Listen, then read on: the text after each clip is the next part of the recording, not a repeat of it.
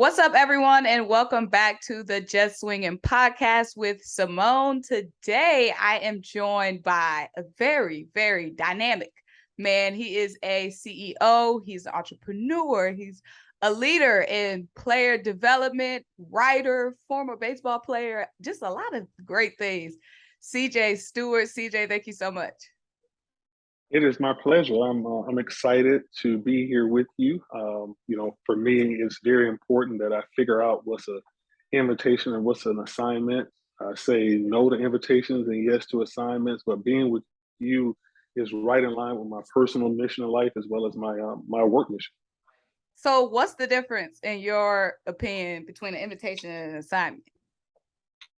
So, in order for something to be an assignment, it has to be in line with your mission. Now, for me, my mission in life is to be significant, serving millions, bringing them into a relationship with Jesus Christ, starting with my wife, Kelly, my daughter, Mackenzie, and then our youngest daughter, McKenna. So, that's my life mission.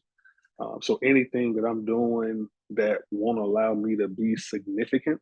So, success is what you do, and significance is what you give, and you can't give what you don't have.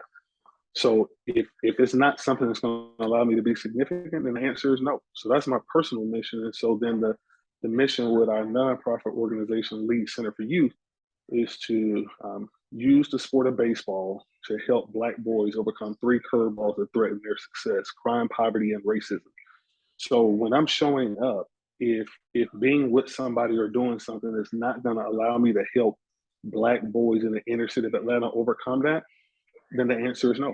And then we have a for-profit business, Diamond Directors, where we use the sport of baseball as a blueprint to help diamond sport athletes. And so there, I'm working with kids as young as 3 years old, all the way up to major leaguers.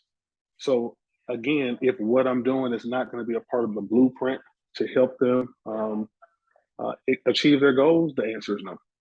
So that's an assignment. The assignment, if it's not mission based, then it's just an invitation. And I mean, people will go crazy just accepting invitations all day and doing things, and you wear yourself out.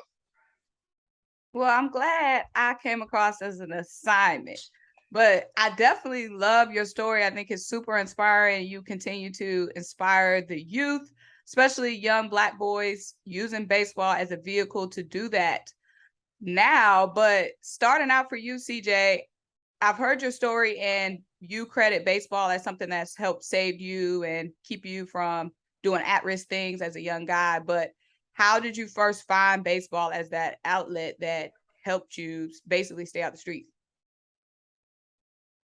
I don't know if I even know how to tell the story in a short manner, but I'm gonna do it. So I'll just share the short version of it, and then you can just unpack it if you need to. But so I was born and raised here in the inner city of Atlanta. I'm a Grady baby. So if you're a Grady baby, that means two things: you were Black and you were poor. So I had a very young mom, young father, who I don't come from a family of generational wealth.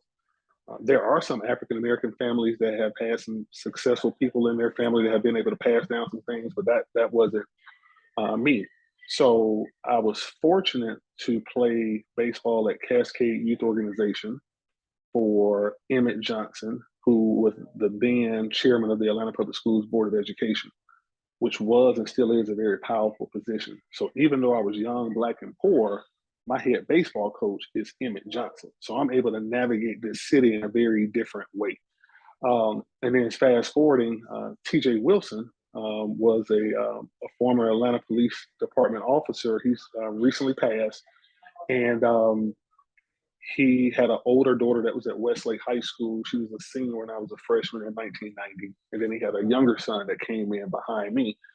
So I met him at the school, and before I know it, within a month, I had my first batting lesson with a professional coach, and then I was also had my first pro tryout with the Chicago Cubs. So I was 14 years old. This was in the 90s, but where you have kids right now stressing to try to figure out what travel team to be on and what showcase to go to, those weren't options for us. But what was an option was to be able to try out for a professional team. So, just what helped me was, and then I'll come up an air after this, Black youth in this city of Atlanta are over mentored and under sponsored. So people come in and they want to provide mentorship as if that's the ceiling, but it's really the floor. So I was able to use baseball to escape poverty because the people that I had in my life sponsored me. And then black boys, as it pertains to baseball, are overcoached and don't receive enough advocacy. So, especially if you're a black baseball player, if you're getting great coaches, but you don't have people advocating for you, because to be black is to be deemed violent in the eyes of some people, to be angry. So you got to have people that can advocate for you, and sometimes that advocacy tends to skew towards white coaches, because there aren't a lot of black coaches that are willing to talk about race. And so I had all of that. I had people that advocated for me and sponsored me. So how did you earn that advocacy and sponsorship? Was it because you were good, or were you someone like well known in the community, like a nice guy, like, you know, a lot of the older people knew? Like, how did you earn that? So, I believe talent is what you do well, habits is what you do well repeatedly without thought, and skills is what you do well repeatedly without thought while under stress. So I had a lot of talent. I mean, I was tall, I was lean, I ran fast, had a really good arm, so I had talent, but I also had work ethic. And so, well, not a whole lot of work ethic, but enough. And when I talk about work ethic, then that's what I'm talking about, like value, excellence, humility, integrity, loyalty, stewardship, teamwork. I wasn't off the charts in those areas, but I had enough. But I feel like people that were coming in and coaching me knew that if they poured into me, that there would be a return, not just for me, but for other people. And so even for me as I coach today, is I will not pour into somebody that's not gonna pour into other people. And so I think, to answer your question, I did have a lot of talent, but I think I had enough work ethic to where people felt like there would be a return on investment for the community if I were successful. Okay, so at what point did you start taking baseball serious? Because you said you were 14 when you started trying out with professional scouts and professional coaches. When was that turning point from where you just was playing for fun to where it became like a long-term profession and career for you?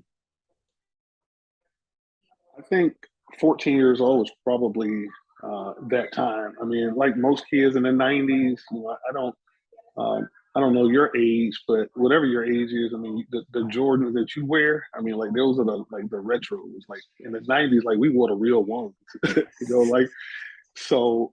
A lot of black boys wanted to play basketball. I mean, a lot of people wanted. So I wanted to be like Michael Jordan. Can't really think of who the football person was back during that Dion. time, but well, you had Dion, and Dion, he played baseball as well too, but he was one of those ones as well that just inspired me. I I, I think and 14 was such a crucial age too, because I had so many black men that were pouring into me. And then it was a time as I got to around 15, 16 that I started to be coached by white men. And so without anybody like sitting down and telling me, I mean, America is a racialized country. And Atlanta is a racialized city. So even without talking about race, I mean, you can see the distinctions between white and black. So I, around 16 years old, started to then go play uh, travel baseball at East Cobb and a lot of other places, even though I lived in Bankhead. Because in my mind, I just didn't think that I would be able to make it in baseball if I didn't play for a white coach. And so as I started to get serious around, 14, 15, 16, it was also a very crucial time in my life because I had to figure out what communities I had to be in order to make this dream come true. And I found myself more times than not having to be in white communities than black communities. So I have two questions off that. First, what was, well, no, I'll ask that one second. So we're gonna get into your story and how you got to where you are now. But now, as someone who's, a player development coach, you do a lot of mentoring with the youth. I'm sure you give a lot of young guys like a career advice. Do you feel like some guys now still think like if it's not, you've heard the phrase, if it's not white, it's not right? Like, do you sometimes feel like you don't get maybe all the opportunities you get because you're Black, and some people might think, oh, I gotta learn this from the white man in order to go far?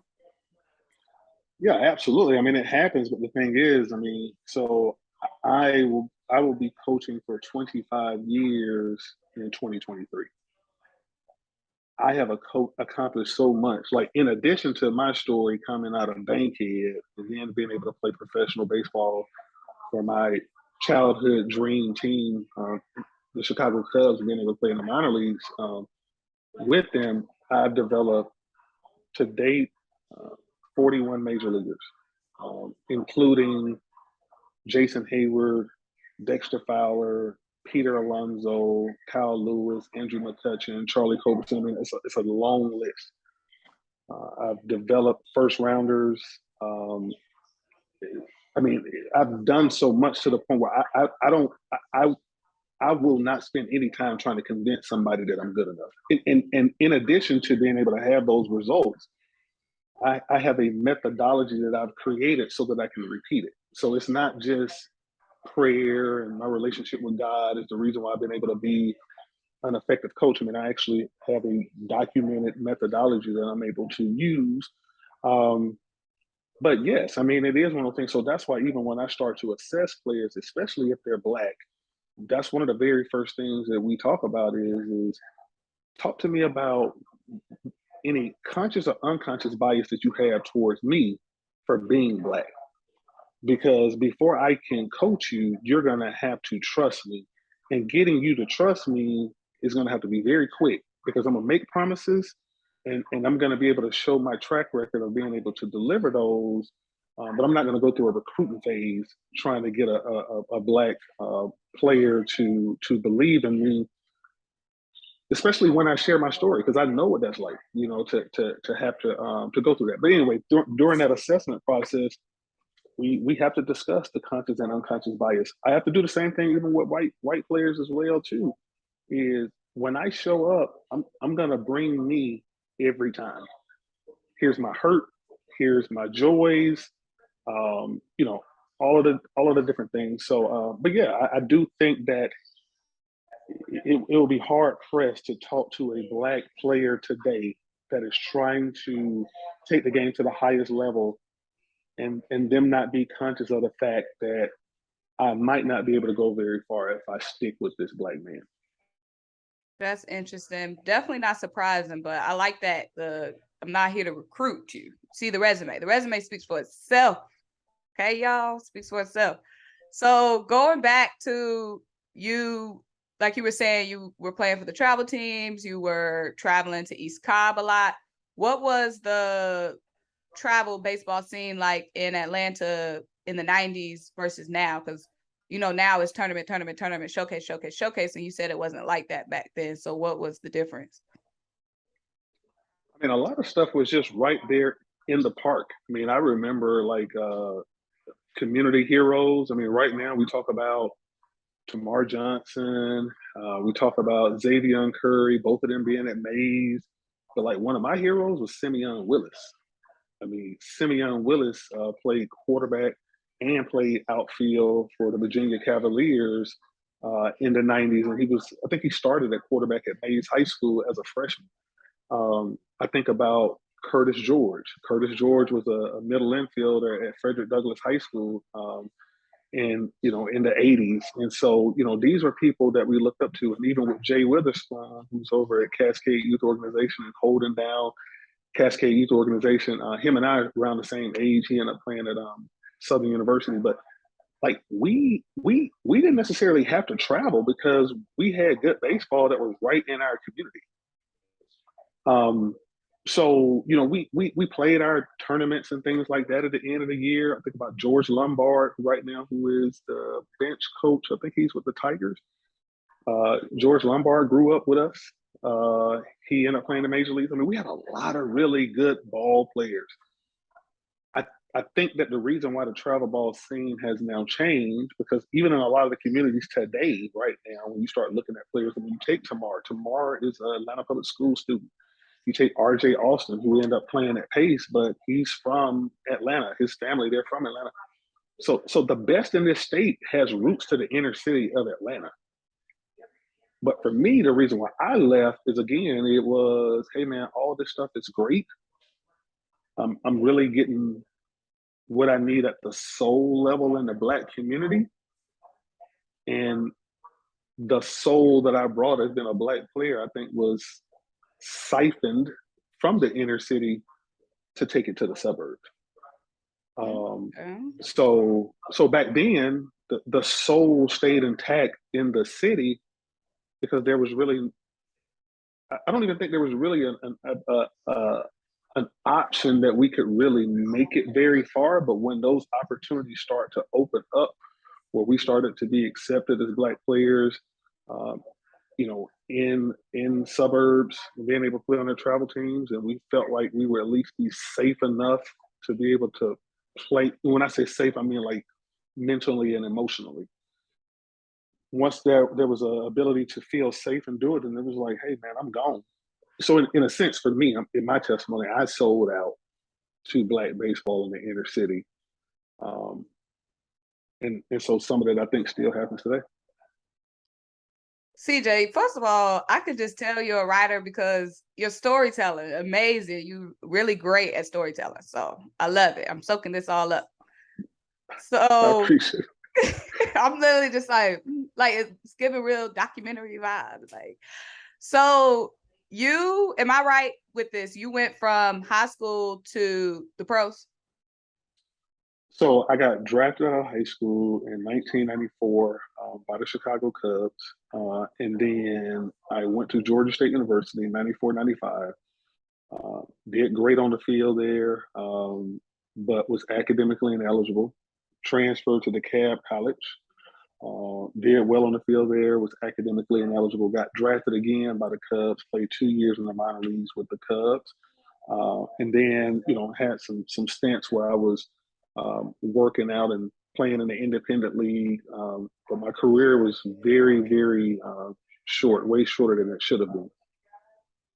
So you had the decision when you got drafted out of high school, you had the decision to go to college or the pros? I did, and it's if I had to do it all over again, my wish is that I wish I would have been ready for race relations, because if I would have signed out of high school, I was gonna be in God, I forgot. It was gonna be in West Virginia. I forgot the name of the city, but yeah, I was gonna be at Huntington, West Virginia. It was the Huntington Cubs. I was gonna sign and go there. I didn't even know where West Virginia was on the map. But it was like, what I do know is, because at the time, my senior year of high school at Westlake, I was homeless. I was just having issues at home, and just mentally and emotionally just was not able to be at home. So I ended up living with one of my teammates, his family. So when I was drafted on June 5th, 1994, it was kind of like, man, I'm just ready to get out of here. But one of my coach at the time was Derek Stafford. Derek Stafford is a retired NBA referee, a veteran who's from Bankhead as well. He played baseball at Morehouse College, and I mean, he retired as one of the top NBA referees.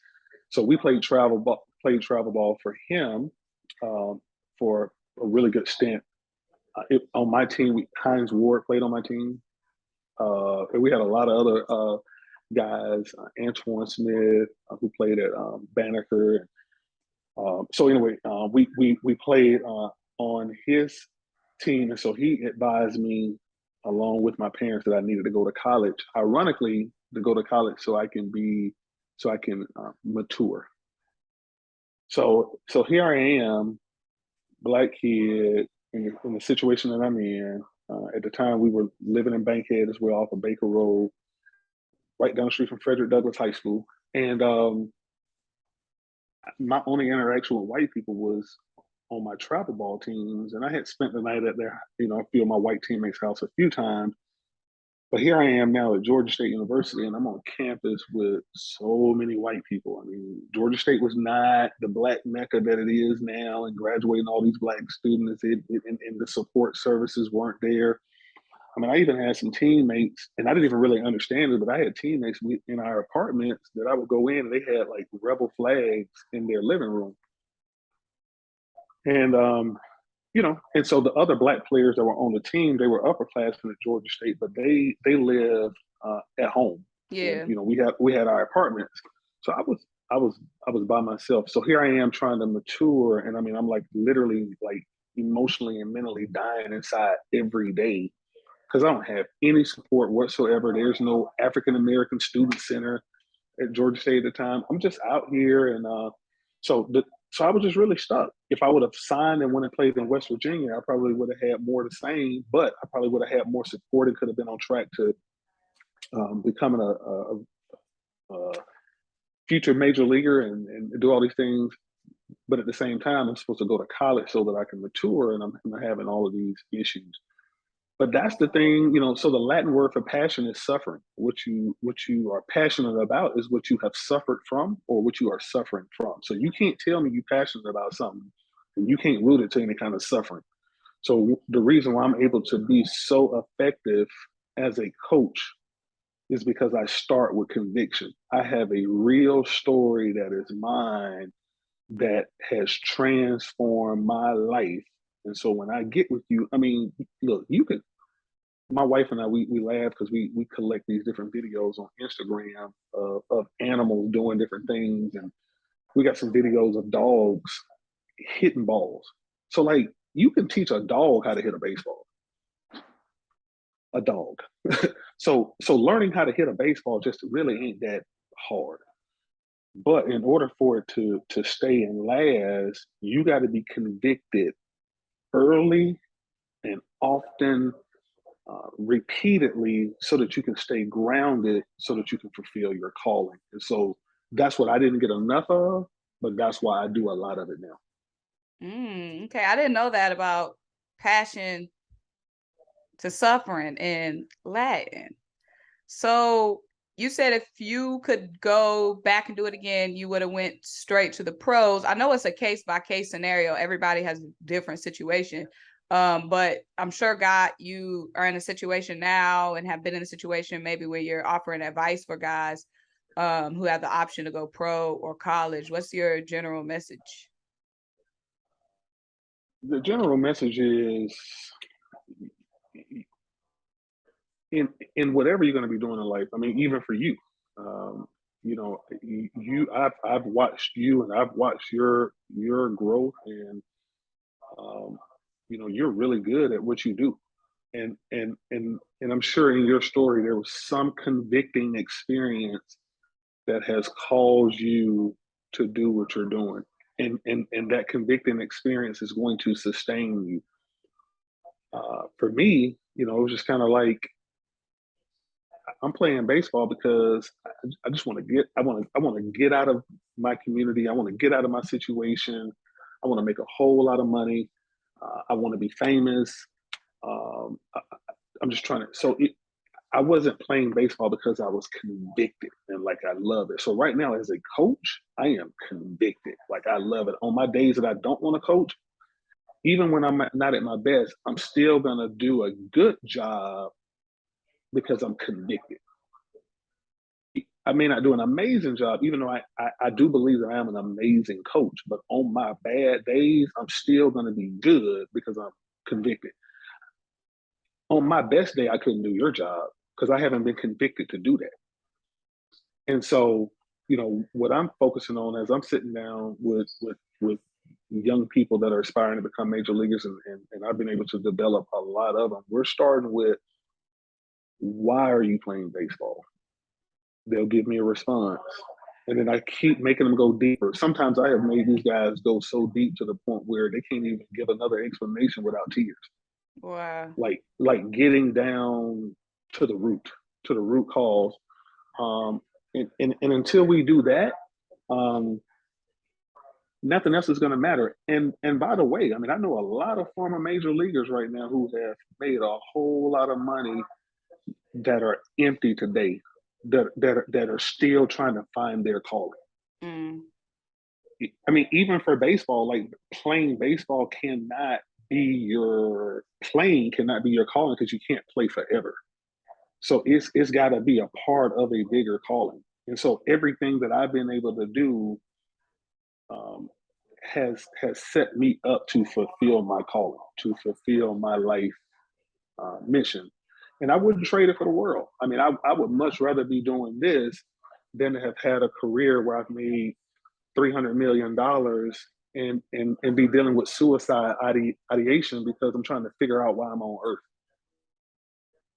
So do you feel like your calling was teaching, coaching, mentoring, and not necessarily playing baseball, but baseball allowed you to find that and do that?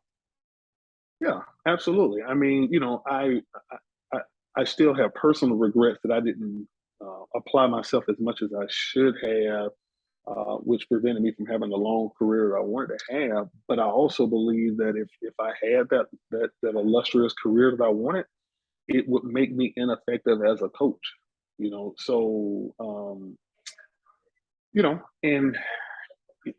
so the word coach before was used in sports was strictly used for transportation. So you had a horse, you had a coachman who would steer the horse, and then the coach was the compartment that people would sit in until they got to their destination. Mm. Now, there was people that would sit in these coaches in for long rides, especially families, which were white families. They would have someone come in that would teach their children um, how to read, write, and so on and so forth. And so while in this coach, there would be someone that was in there teaching. So as it later evolved, a coach is essentially a moving of someone from one place to another, but also the education. So you are not a coach if if you're moving people from age 5 years old to a major leaguer, but you don't have a methodology that you can call out. You're not really coaching. Like it has to be a method to it. And I'm not talking about just encouragement and sitting down and praying. I'm talking about like a method to do it. And so that was one of the things that I had to really challenge myself on. I had a lot of help from people to help me come up with a methodology, especially as a black man, because the last thing that black boys need is black men coming in trying to um, coach them without a sustainable method because it's got to work for several people. You got to move folks along. Um, so I just had convicting experiences as I tried to figure out if I was going to go back to college, um, trying to figure out what am I going to do for a living. It came down to me answering questions, um, and the questions was, what do I dream about? What do I worry about? What do I cry about? And then ultimately, what brings me joy? So joy is unconditional. Happiness is conditional. So as I had these moments, and I think the book that I was really reading, it really took me to the next level for coaches. By T.D. Jakes. I think the book was Soar, and so he was just really talking about different things that just really made me get connected to my soul. And so now, from that standpoint on, I have no desire to be in real estate. I have no desire to do anything other than coaching, and I'm my rates aren't cheap. So I'm able to make a good living. I mean, one thing that I've learned from my business coach is the good stuff costs. Sure So does. there was a time out here where I was working with kids for free, or $10 Tuesdays, uh, a discount on Friday. No, we ain't doing that. That's over. I'm coming up on 25 years for coaching, so there is a way that a young coach can become a coach that is making significant money. And so I'm excited that I get a chance to do what I love doing. It is my passion. I've been convicted, and we have a business model that allows us to make money. So what was that transition like from the Chicago Cubs to becoming a coach, player development, launching your own companies? Like, how did you go from player mindset to post-player mindset? Oh man. So unfortunately, I mean, there is no certification for coaching baseball.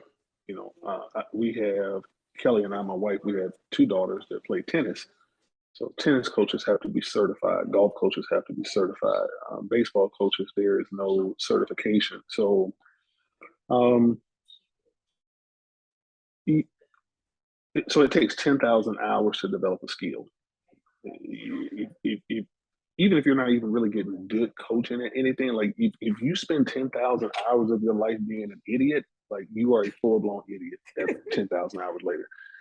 Whatever you're doing, like it's just, it takes about 10,000 hours.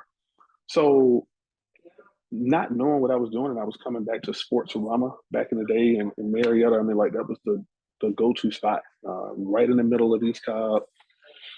And I just had so many hours to work with kids, and it was just literally like process of elimination. The funny thing is, I don't know, you ever heard of Michael Seiden with Channel 2 News? No. So Michael Seiden is a Channel 2 News reporter, and I used to give him batting lessons back in the day when he was younger. And I was going to Arizona for the Arizona Fall League. At the time, I had one of my players. I was coaching Charlie Culberson, uh, who's now with the Texas Rangers, and I was going out there, and it was a kid looking at me on the turning around, looking at me on the airplane, and he just kept looking at me. And then finally, when we were getting ready to get off, he asked me, he said, "Are you CJ Stewart?" So I'm just kind of like, "Yeah, man. I'm CJ. Everybody know who I am. Like whatever." But he was like, "Yeah, my name is Michael Seiden," and I didn't really remember him at the time. But he said, he's like, "Yeah," he said, "I'm getting ready to go to Arizona State." So again, I'm sticking my chest out, like, man, one of my kids getting ready to go to Arizona State. And he was like, "No, you didn't help me be good enough to play baseball at Arizona State. I'm just going out here for broadcasting." And but my point is, there was a lot of kids that I hurt and let down over the years, as I was getting started. But I was literally doing the best that I could. But even doing the best that I could was not always helpful. Mm-hmm. But over a period of time, you end up getting 10,000 hours in. You're gonna end up getting good. But again, that's if you're called, like, and convicted to do it. So now, almost 25 years later, I've coached over 50,000 hours. And now some people will never get to that point because they like the conviction, but some will never get to that point because they don't have enough cash. So fortunately, over the years, with really good business coaching, I've been able to, along with my wife Kelly, have been able to build our business to where we've gone from uh, $10 Tuesdays to now having an assessment rate of $300 to do an assessment. And for those people that say, "Well, man, that's too high," I mean, I get it, but if you call and we go through this process, and we're able to continue to move forward, great things are going to happen. So to answer your question, I mean, I transitioned because I didn't want to go to college. I didn't want to be selling insurance or anything like that. Nothing against selling insurance, but sales wasn't my thing.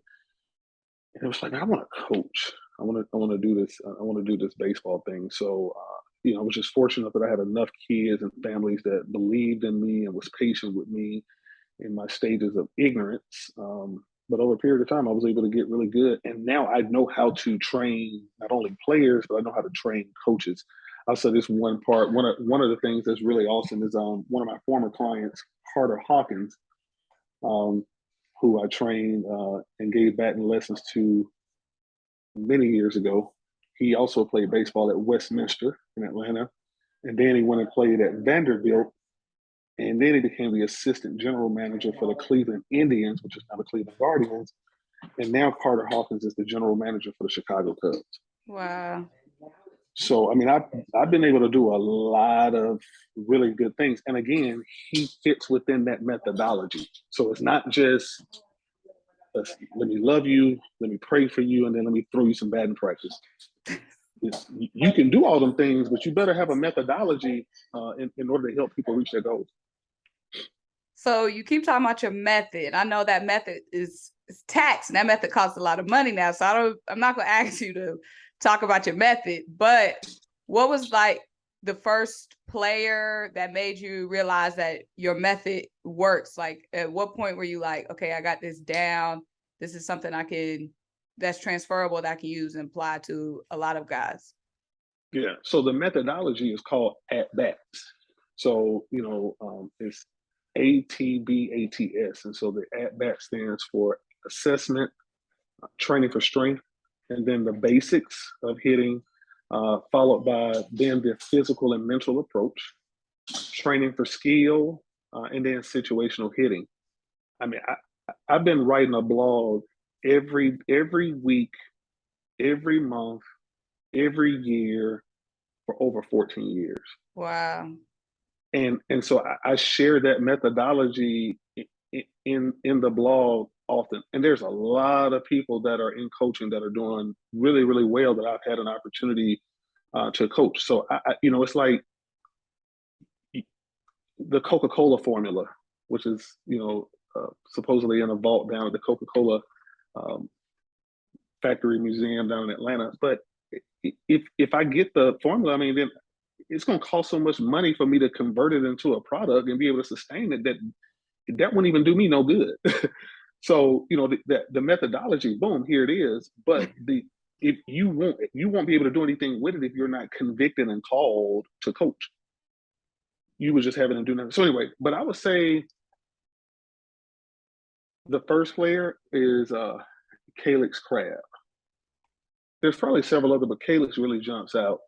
So Calyx is, when I met him, I was scouting for the Cincinnati Reds, and I was sent in to just get his 60-yard dash times. He played baseball at Stone Mountain High School. He was a switch hitter, 5'7", 5'8", and he was from St. Thomas, the Virgin Islands. Came over here.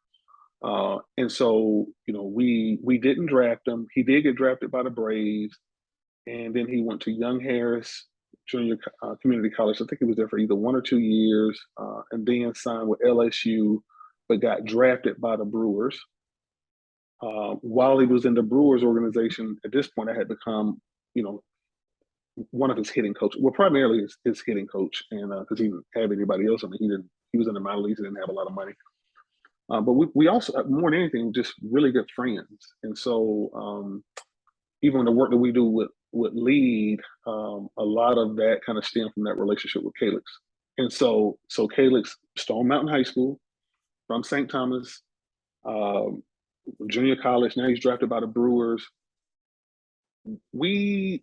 One day, Calyx asked me, he said, and even as I'm saying this, I'm doing everything I can. I don't think I'm a cry, but I do get emotional. But Calyx asked me, he said, CJ, when are you going to come watch me play? At this point, only thing I've ever done is I've timed him in the 60 when I was scouting for the Reds. And then I've, just diligently working with him in the batting cages to help him become the best hitter he could be. Now, Calyx then and still is a very cerebral person, very different than Dexter Fowler, who's very kinesthetic.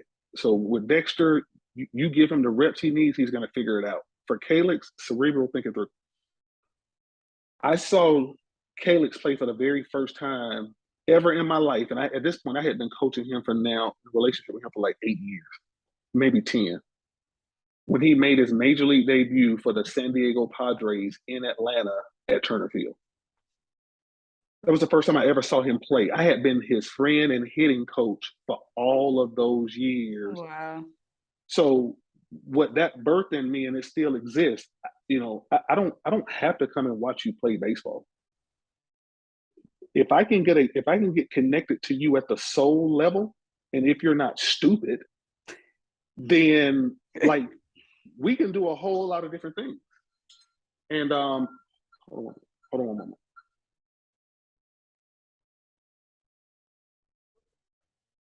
It's getting a battery. Your battery?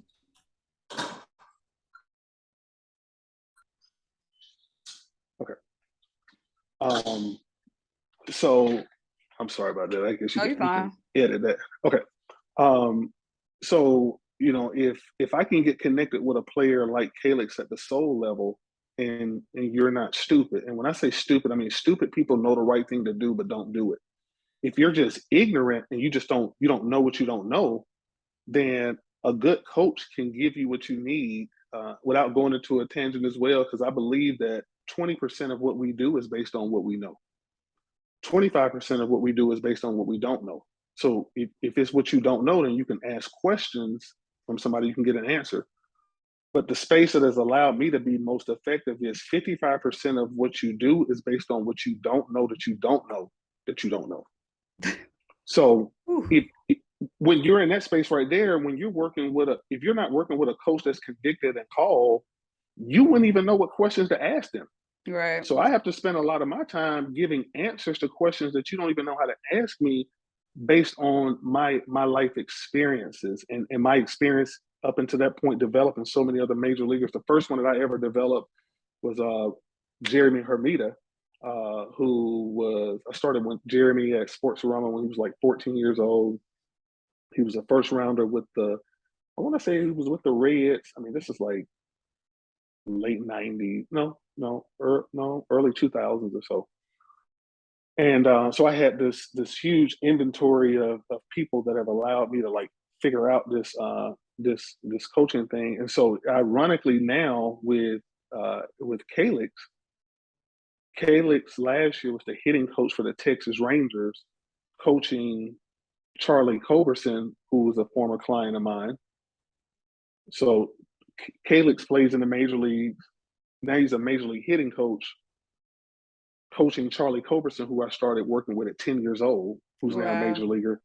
But now Tamar Johnson is actually playing in the Pirates organization. And as he matriculates through the minor leagues, he'll end up playing for Calix Crab. Wow. Who's the same height, similar left-handed hitter. So by the grace of God, the impact that I've been able to have in baseball is there was a time when I just wanted to be able to coach one kid that played in college. Then I wanted to coach one kid that played in a minor league. Then I just wanted to coach one kid that maybe was a first rounder. I mean, so I've done all of that with the at-bats methodology that allowed me to keep doing it. And now I'm just spending a lot of time through our nonprofit Lead Center for Youth preparing Black boys that are underperforming in grades, attendance, and behavior that live in low-income households. I am certifying them right now to be professional coaches. Many boys that aren't even good enough to play on their high school team, but are in our organization that right now have a clientele list where they're making anywhere between $50 and $100 an hour. Wow, that's awesome. Today. And so even when we have Lead Center for Youth and we're playing against travel teams that are out here that are beating us and so on and so forth, we are developing a next generation of boys that are going to be competing on the field, but also in the front office. That's awesome. The ripple effect that you're seeing, like guys you coach, now coaching guys you coach, that's amazing. That's the impact that you can see over the years. So I want to ask you lastly, CJ, you're somebody who's been around the game for a very long time. How have you seen the game change, and how would you still want to see it change? The way that I want to see it change is right now, the number of African Americans in baseball at the major league level are very low, with over 70% of Major League Baseball draft picks coming out of college, and the numbers of Black players in college, including HBCUs, is very low. But the thing that's really preventing us from getting more African Americans in the game is, systemic racism. which is prejudice combined with power to prevent. So, if you think that African American people are, if you are a white coach or white scout, and you think that African American people in general are dangerous, and African American boys, dark skinned African American boys specifically, are dangerous, then you're going to prevent them from having opportunities. And so, the power to allow African Americans to be in this game rests in the hands of white coaches and white scouts. And so we're just talking about prejudice. We all have prejudice. But when you give prejudice power to prevent, then the numbers are going to continue to stay low. In addition to that, of the African American players that are doing extremely well in the game, most of them come from regulated households. So the distinction between being dysregulated and regulated is dysregulated youth are youth and people that are experiencing high levels of consistent, frequent trauma without a buffer. So when you have that, then there's a rewiring of your brain. So it becomes very difficult then, if you are Black and poor and dealing with a lot of stress, to be able to concentrate on throwing a strike, hitting the ball. So whereas you may have motivated, talented African American boys that may come from two-parent households or very stable households, uh, the stress that they may endure can be mitigated by somebody else. So what ends up happening is, if you're Black and you don't come from a two-parent household, or if you're Black and you don't come from a household where both of your parents graduated from college, or if your dad is a former major leaguer, or if your mom did this, then it's like you don't even have a shot. When you start to look at a lot of the African American players that are making it, it's like, if you don't have these certain markers that can be attached to your name to give you the benefit of the doubt, respect, and trust, then you aren't accepted. That's the reason why Lead Center for Youth exists. So in order for these numbers to change, there's a lot of Black boys that are just financially poor, but also dealing with a level of trauma in their community that makes it very difficult for them to um, continue to be as good as they would like to be, because of so much stress. So we just can't have it set up to all of a sudden that we have several African American players are starting to make it to the major leagues and so on and so forth, and say we're good, because being Black is not monolithic. If all Black people are not living the same kind of life here in Atlanta or in America. So I would love to see that change, and I would love to be a part of that change. And so that's why, even Kelly and I, we're working really hard to make sure that we can continue to grow um, Lead Center for Youth, so that way um, we can both go on and do some other things. I'm not trying to run for office whatsoever, but I will say, uh, you we can come up with programs all day long, but until we start doing some things at a policy level, That's a fact. the programs won't really matter. No, that's a fact, 1000%.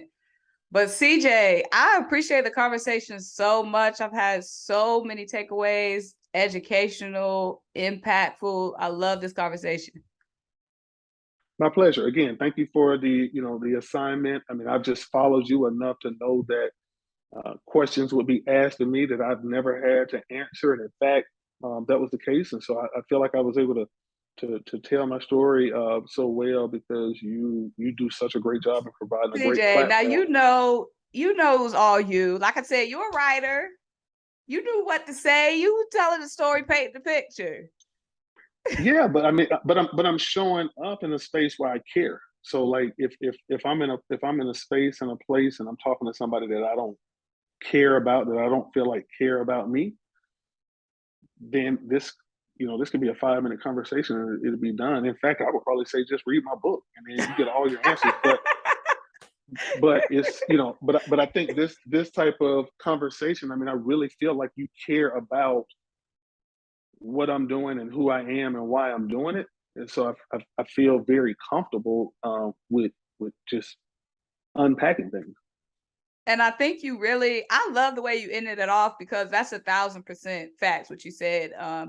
We definitely need these programs. These programs are very impactful. They touch thousands of lives, but in order to make that long, like in order to get to the point where we don't have to have these kind of programs because the problem doesn't exist anymore, like you said, it has to be policy. We have to create policy change because it's a system that's built against us.